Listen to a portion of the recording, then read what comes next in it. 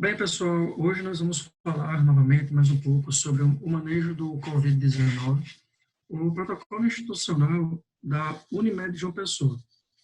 Isso no caso do pronto-socorro e da triagem.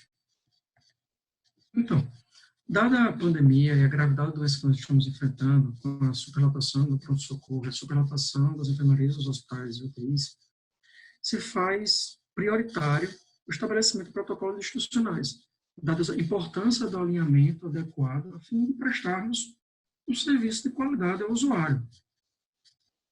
Então, o SARS-CoV-2, ou Covid-19, é um vírus de RNA, que tem um trofismo pelo trato respiratório. Um período de incubação ali com sua mediana na casa dos seus 5 dias. Ele é um vírus que apresenta uma alta virulência e pode ser transmitido por meio de gotículas, fezes ou aerosóis.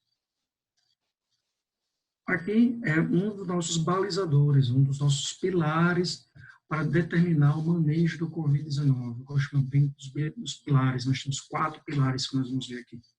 Então, nós temos que ter bastante atenção a esse primeiro pilar, que é a definição de síndrome gripal. Nós temos diversas definições de síndrome gripais na literatura, mas a que a gente entende que a melhor, a que se enquadra melhor com a nossa realidade, seria a definição baseada em score, ou na associação de sinais e sintomas. Então, dessa forma, temos o paciente que tem pelo menos 2 seguintes sintomas: tosse, febre, falta de ar ou dificuldade para respirar, febre, astenia, calafrio, mialgia, cefaleia, dor de garganta, nova perda do paladar ou olfato. Então, se eu tenho pelo menos 2 desses sinais ou sintomas associados, é definido como síndrome gripal. Agora nós temos o nosso segundo balizador, o segundo pilar, como eu gosto de chamar, que são os sinais de gravidade. Vocês percebem que são coisas bem objetivas, e a intenção é bem essa mesmo, de ser mais objetivo para dar uma melhor eficiência no raciocínio, maior eficiência no atendimento. Espineia, com a frequência respiratória maior que 30, paciente hipotenso, paciente com confusão mental, hemoptise, o paciente taquicárdico ou bradicárdico, o paciente com a saturação abaixo de 93 em ambiente. Isso é nosso segundo pilar, fundamental para o nosso raciocínio que vem a seguir. Aqui, tem nossas diversas comorbidades ou condições clínicas de risco que determinam o quão grave vai ser nosso paciente, que são as condições que nós temos que ter cuidado e olhar com maior atenção. Isso aqui é nosso terceiro pilar. Nós percebemos que vemos diversas doenças, diversas condições. Eu prefiro agrupar isso de forma a associar um pouco melhor, de forma de caixas. Por exemplo, comorbidades ou condições clínicas de risco. O pneumopata crônico, o cardiopata, o diabético, o paciente com doença renal crônica gestante, o obeso com iniciação em 35, e um fundamental, que é a persistência da febre maior que 5 dias, porque isso denota uma maior condição inflamatória para esse paciente. Então, todas essas condições ou comorbidades são entendidas como fatores de riscos adicionais para a patologia COVID-19. Aqui é o que eu estava espelhando anteriormente. Nossos 4 pilares decisivos: a definição de síndrome gripal, a definição do que são sinais de gravidade, a idade, que nosso cutoff aqui é de 55 anos, então, os pacientes acima de 55 anos, isso vai conferir uma maior gravidade, provavelmente. As comorbidades e as condições clínicas de risco. A interação desses 4 pilares vai determinar nossa classificação: azul, amarelo, laranja ou vermelho. Nós temos que ter foco, um momento de foco. Foco para quê? Foco para evitar a superlotação do pronto-socorro. Foco para evitar a superlotação das enfermarias. Foco para evitar que isso tudo respingue e gere superlotação dentro de uma UTI. Aqui nós vamos falar agora, primariamente, mais especificamente, do protocolo de manejo em si. Então, aqui na nossa tela nós temos a classificação azul e amarela. Nós temos aqui os pacientes sem sintoma gripal grave. Então, se eu não tenho sintoma gripal grave, e eu tenho uma idade menor que 55 anos, e não tenho comorbidades, esse paciente é azul. É o paciente azul. É aquele paciente que não tem tanta gravidade, é um paciente tranquilo, é um paciente que está oligossintomático, é um paciente que não há necessidade de ficar no PA, tá? E terá alta para casa, com auxílio de receituário e atestado, se necessário for, e um acompanhamento com telemedicina, sim, se o paciente precisar. E vai ter um acompanhamento por call center também, a cada 24 horas. Esse paciente é um paciente prioritário. É um paciente prioritário em estratégia. Por quê? É um paciente que está bem clinicamente, em que não há necessidade de ocupar maior tempo no próprio socorro. Por quê? Motivo óbvio, ele está bem clinicamente. Daí a importância da interação dos 4 pilares. O paciente com classificação amarela é diferente. Apesar dele não ter esse sinal de sintoma gripal grave, que é o que a gente discutiu anteriormente, ele é um paciente que tem mais de 55 anos, ou um paciente que tem comorbidade, ou aqueles fatores de risco que acabam se comportando como comorbidade, como a febre persistente por mais de 5 dias. Então, esse paciente se comporta diferente. Apesar dele não ter sinais clínicos de gravidade, é um paciente que é um pouco mais minucioso na sua estratégia. É um paciente que precisa fazer tomografia, necessariamente, para ver como está esse parênquima pulmonar e ver se, na verdade, há necessidade de internamento. Esse paciente, tendo acometimento de ovo hidrofosco maior que em 50% dos campos pulmonares, isso sugere internação. E, nesse momento, se faz bem necessário a solicitação de todos os exames que nós observamos na tela. Basicamente, hemograma, função renal, função hepática, gasometria, dedímero e ferritina.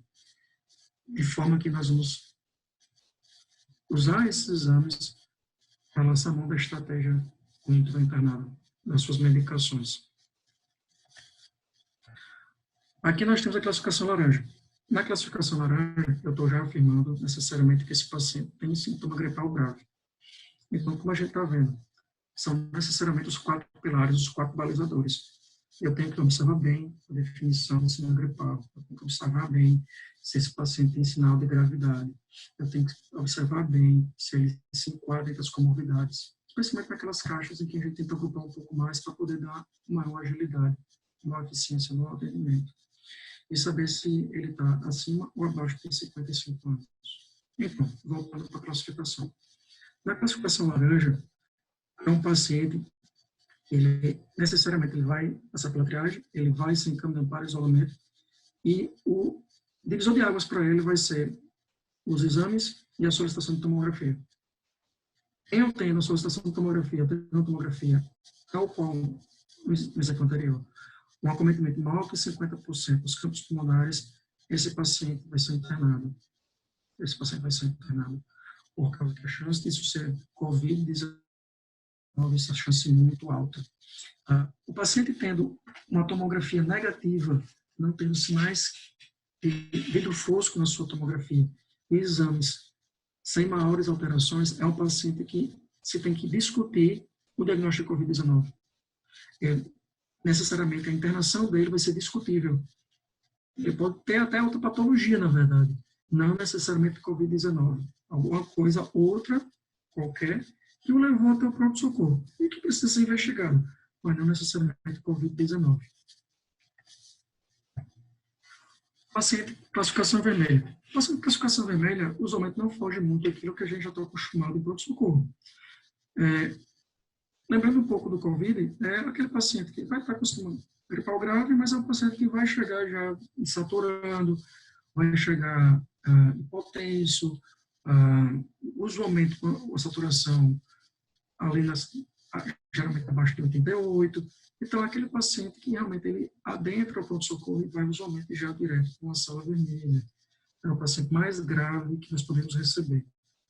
E não foge muito também nossos critérios de indicação UTI, que seriam o paciente refratário a tentar a reanimação volêmica, o paciente que o paciente que está desaturando, necessita de uma intubação, não foge muito a isso daí.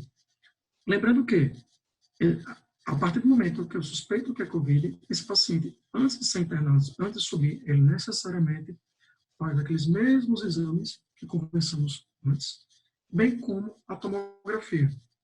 A estratégia de tomografia aqui é extremamente importante. Por quê? Porque ela vai ser balizadora da minha maior ou menor chance de ser Covid-19, dadas as alterações que nós podemos ver na tomografia. Bem como é muito importante que esse paciente faça a tomografia ao chegar ao PA, antes de subir para a internação, seja ela UTI ou seja ela enfermaria, para evitar o trânsito desse paciente e a manipulação do mesmo no local de internação ao centro de imagem. Então, ele já faz o exame de imagem antes de internar. E lembrando, o nosso paciente azul, ele não faz tomografia. Então, por que ele não faz tomografia? Porque não tem sinais clínicos que sugiram a necessidade da mesma. Então, o azul é o paciente que é liberado, o amarelo, laranja e vermelho são nossos pacientes mais graves e críticos que nós temos que tomar a decisão da necessidade ou não de internação. Aqui um pouco para a gente entender melhor como é que está sendo formatada a nosso painel de enfermagem, nossa triagem. Então, não foge muito daquilo que nós já discutimos. Então, aqui é mais ou menos a parametrização da triagem, em que nós vamos ter os sintomas gripais, em que vai ser colocado em cada checkbox aquilo que está aparecendo. O dia de sintoma, isso aqui vai ser extremamente importante, porque vamos ter uma sinalização em prontuário dos pacientes que são elegíveis ou não para a SWAB, para o RT-PCR, bem como o dia de febre.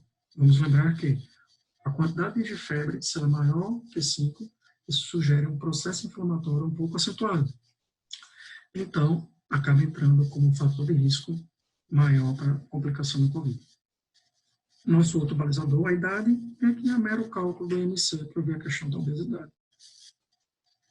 Dando sequência à parametrização, nós temos os sinais de alarme, que nós já comentamos anteriormente, e abaixo as comorbidades / fator de risco, bem como alguns outros itens que nós inserimos aqui para ter algum dado epidemiológico mais fidedigno, como a quantidade de profissionais de saúde que estão sendo acometidos e as pessoas que tiveram contato com pessoas sabiamente Covid-19 positivas. Ao final de toda essa parametrização, quando realmente se fecha a triagem, nós temos um resultado de elegível ou não para a SWAB e a classificação do mesmo, no caso do paciente. Na telemédica, essas informações são replicadas na tela de enfermagem. Então, o médico ele vai estar de posse da classificação da enfermeira e de todos os dados anteriormente coletados. E, nesse momento, o médico pode concordar ou não, até porque a doença ela é muito dinâmica. E, sendo muito dinâmica, essa classificação pode mudar no momento que a enfermeira faz ou no momento que chegar para o médico. Então, os colegas podem simplesmente trocar a classificação e justificar no campo de baixo o motivo pelo qual os fez mudar a classificação do paciente. Essa é a tela do protocolo do Covid-19 para o médico, em que ele apenas vai, durante o fluxo do paciente, vai dizer se o paciente tem critério de suspeita sim ou não, se critério de internação sim ou não. Em caso de sim, ele vai optar por qual local seria a internação baseado naqueles critérios anteriormente discorridos. Enfermaria UTI. Isso aqui é importante para ganhar um pouco de agilidade. Porque a partir do momento que eu falo que enfermaria, a prescrição, uma parte dela, eu já consigo parametrizar alguns dos itens para ajudar nessa agilidade do atendimento, bem como o UTI. Então, pessoal, como a gente estava conversando, agora nós vamos falar agora sobre a prescrição desses pacientes que a gente opta por internar, tanto na unidade de isolamento, como na UTI de isolamento COVID. O protocolo que nós fazemos para as unidades abertas, essa parte superior da tela, vamos nos atentar a ela inicialmente, é o protocolo de hidroxicloroquina, 400 2 vezes ao dia no primeiro dia e 400 nos 3 dias seguintes. Então, no primeiro dia, 400 12 em 12, do D2 ao D5, 400 uma vez ao dia, no total de 5 dias. Azitromicina 500 via oral uma vez ao dia e o grande balizador da terapêutica, que ao nosso ver foi o grande ganho do paciente com Covid, que é a anticoagulação. Todo paciente internado, ele vai ter anticoagulação profilática, com clexane 40 vezes ao dia. E, usualmente, esses pacientes, o dedímero está abaixo de 1.000, como nós estamos na tabela. Entre dedímero de 1.000 a 3.000, a gente sobe um pouquinho esse valor da anticoagulação, ficando com a anticoagulação 40 de 12 em 12.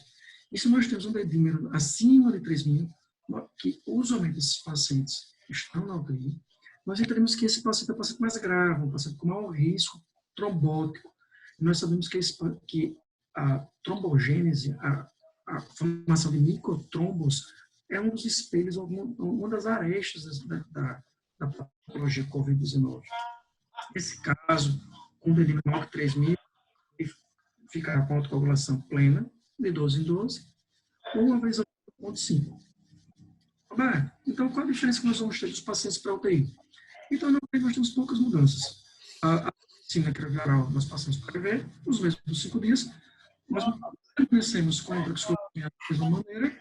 Temos agora a teicoplamina, um antibiótico, boa parte desses pacientes, eles fazem infecção bacteriana subjacente, e também a teicoplamina também tem um fundo anti-inflamatório para eles.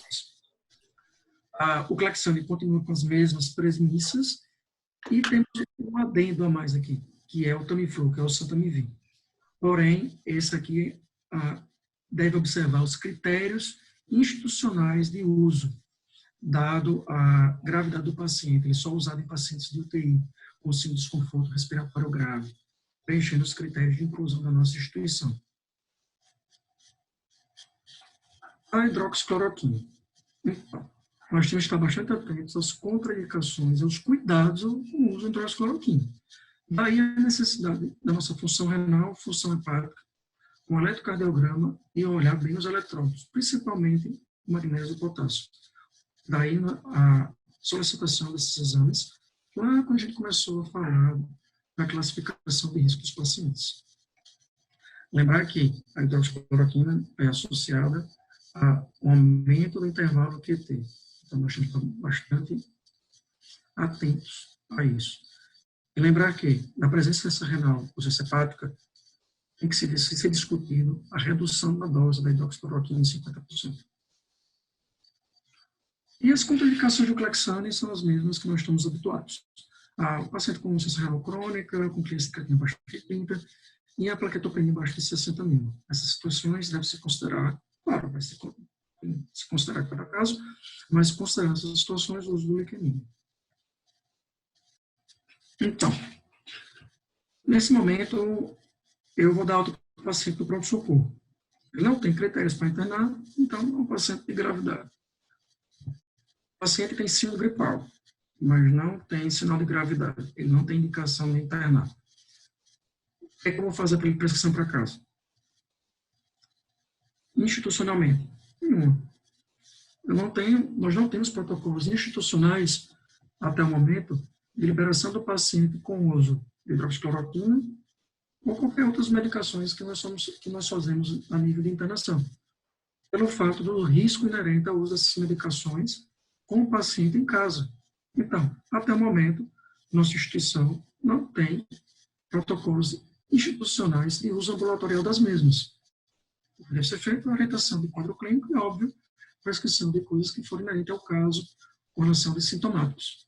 E lembrar que os pacientes sem síndrome gripal, ou os pacientes classificados de outra forma, que não necessitem do atendimento no COVID, avaliar, obviamente o médico vai avaliar, e ver a necessidade de encaminhar esse paciente ao PS não COVID.